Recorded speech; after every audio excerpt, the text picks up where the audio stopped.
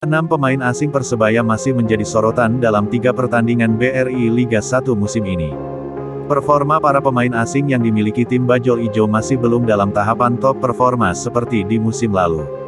Aji Santoso, pelatih Persebaya Surabaya, bahkan ancang-ancang akan merotasi para pemain asingnya.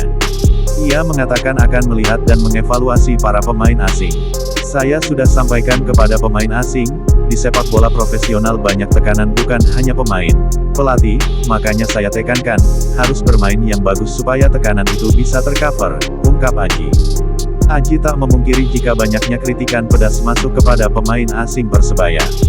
Namun ia bisa memaklumi karena mereka masih proses adaptasi. Kalau prestasinya bagus, pasti fans juga akan menyambut baik.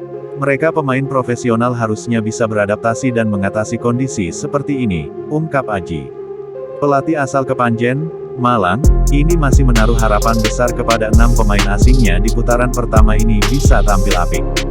Menurutnya hanya butuh adaptasi untuk membentuk top performa para pemain asing dan lokal. Saya yakin anak-anak sudah bagus, tinggal menghadapi pertandingan selanjutnya. Mereka harus kembali ke performa yang selama ini kita bentuk, imbuhnya. Persebaya Surabaya di musim ini memiliki 6 pemain asing. 3 pemain asing harusnya sudah mengerti karakter permainan tim ini karena 2 musim di Persebaya.